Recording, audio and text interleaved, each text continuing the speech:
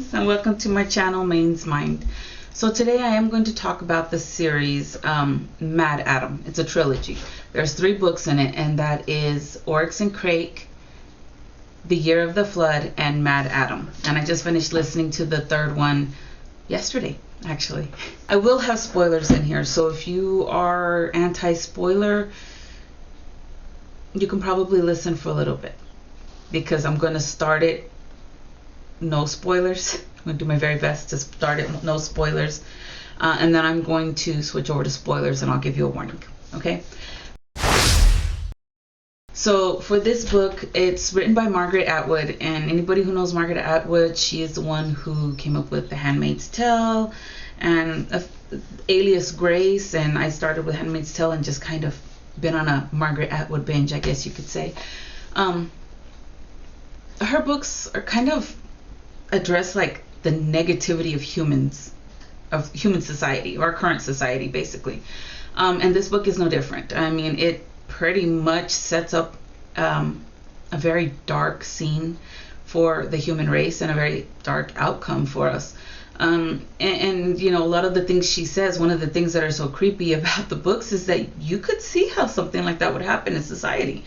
In this case, she addresses a lot of things in this book that are like extremes of what we currently have. You know, it plays on our vanity. It plays on a lot of sexual misconduct, which is something that seems to be more and more common, unfortunately. It talks about like scandals and financial manipulation and how the government controls things. And I mean, it talks about basically the human race. I mean, it sets up this scene where nothing is sacred anymore. Not the human life, not the human body, not the family unit. Nothing is sacred anymore. And, you know, this is not a book for children. So it's going to be up to the parental discretion as to what they deem is appropriate for their particular child. This book does have a lot of sexual content in it. So it addresses abuse in all kinds of ways, physical, mental, sexual, you name it. And because of that, this is not a book for kids. And originally I was kind of really uncomfortable listening to this book, because it was like, oh my gosh, how could she write about something like that? But in my mind, as much as I wanted to turn it off because I thought, no, I don't want to hear this, at the same time I was like, well, but she wouldn't put it in there without a reason. You know, Margaret Attwood, all of her books, there's a reason behind them. And so I continued listening, and I'm glad I did, because it was really the first book that was the hardest to listen to, Oryx and Crake. After that, the rest of them were much easier to listen to because they didn't have such graphic scenes as that first book. At the same time that she tears down our society, she also plants seeds of hope throughout this society, and those are played out throughout, and those are kind of like the main veins of the story. So I can't say any more without spoiling it. So at this point, if you I will work on my no spoilers. I just kind of wing it, and so today, if you have not read this book, please go read it and then come back. From this point on, I am going to have spoilers. This book, one of the first characters we meet is Jimmy the Snowman, or Jimmy. Jimmy is one of the main characters that kind of filter in and out throughout this story, and it focuses on his story in the first book, leading up to Oryx and Crake.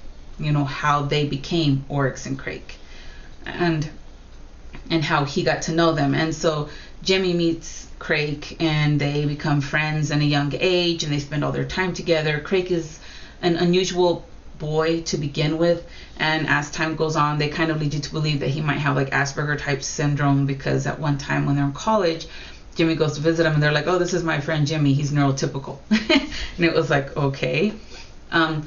They both become obsessed with this young girl that they seen in a video. But when they grow up, this young girl somehow becomes Oryx. they somehow get her. Crake finds her and invites her into his operation, which is creating a new human race.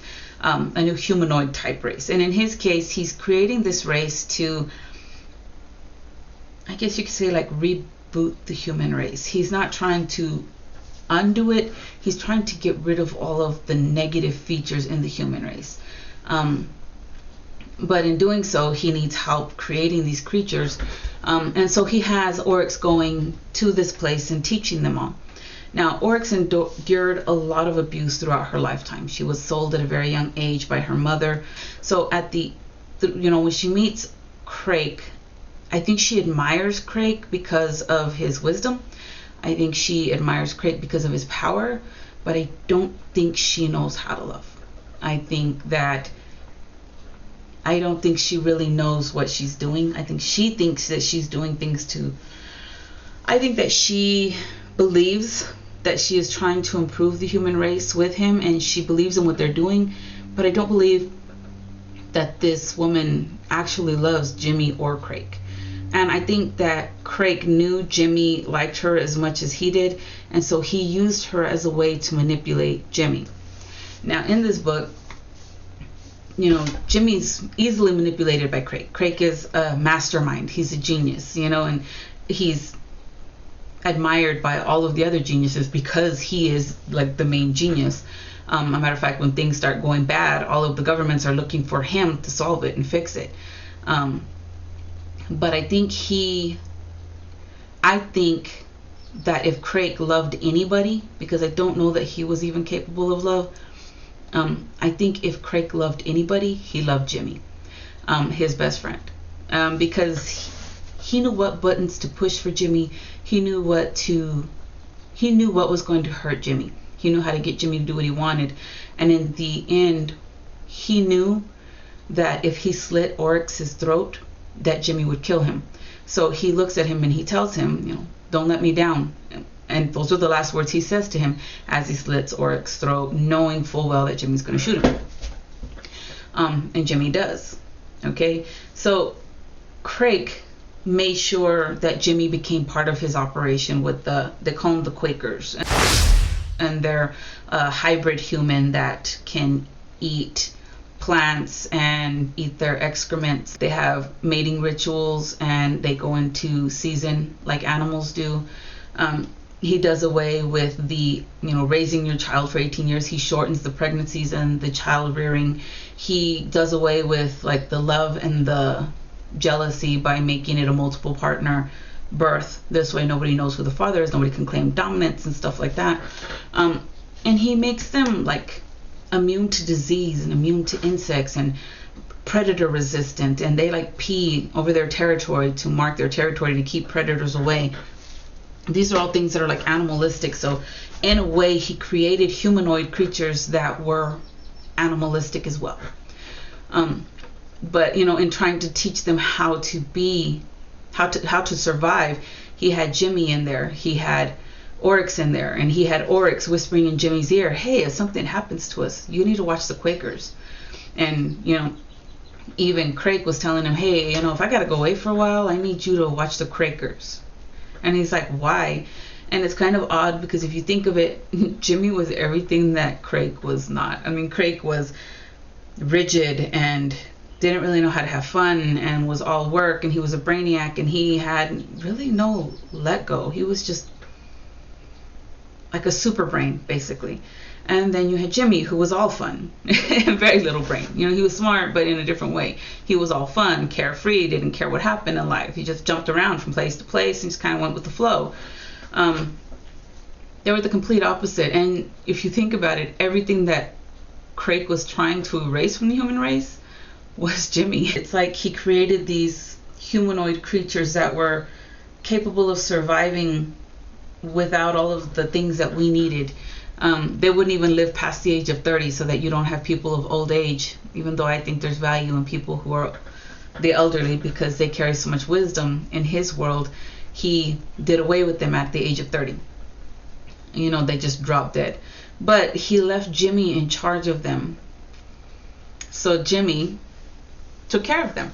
He led them out into the world and everything else, so that they could live. But he carried around that heavy weight that he had killed Crake, and that Crake had killed Oryx. One of the good things about this book is, like with all of her books, she tears down society, but she leaves you with that thread of hope. Toby teaches little Blackbeard how to write. And through that, she teaches him how to create more ink and how to make pencils and how to protect the paper so that they can carry their stories on. And that leaves you with the thread of hope, because she makes sure that they understand that the way the humans lived before was considered chaos because it was bad. And so it leaves you with hope that these Quakers are going to do a better job at living, and that they're not going to destroy the earth the way the people who came before them did. And, you know, a lot of things that Craig tried to build out of these people were present anyways. You know, he didn't want them to worship a god, yet they worshiped him. He didn't want them writing and drawing because he thought that was going to be the downcline of the end of their perfect society, their perfect world. And they learned how to write. One of them learns how to read, and he plans on teaching others how to do this. And not just that, he had it designed so that they died at the age of 30, just randomly, drop dead. But they intermingled with the regular human women, the full human women, not the hybrids. So their children are going to create a completely different race, one that is a hybrid between a Quaker and a humanoid. You know, this Quaker humanoid creature and a normal Homo sapien human. You know, so I mean, and who knows what characteristics that will bring. That might bring freer type of thinking instead of their one-minded set.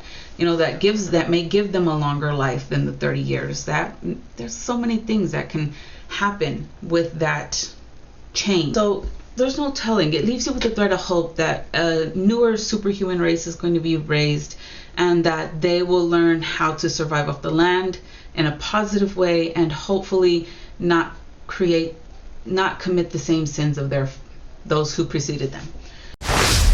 This series is a very good series, and it has so many characters that span over 3 books with individual stories.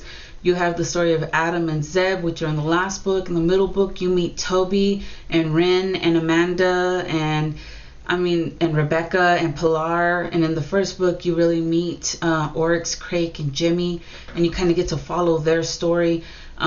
Oryx and Crake happen at the same time as the year of the flood, and they kind of overlap.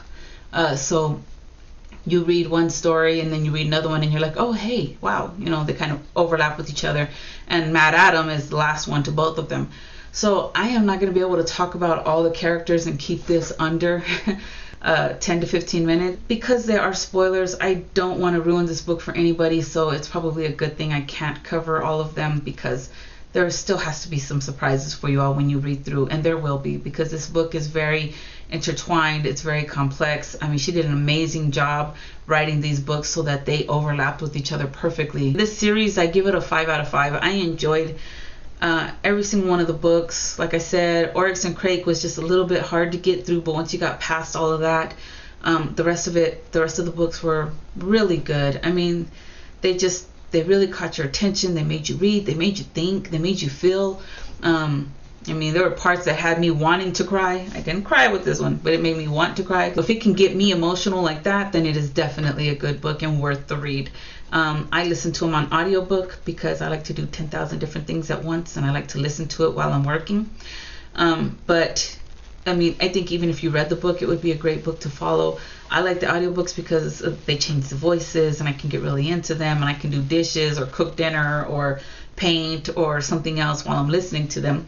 But I do read books too. I am currently reading a book called A Court of Thorns and Roses by Sarah J. Maas. And I am currently listening to an audiobook on Audible called The Sandman.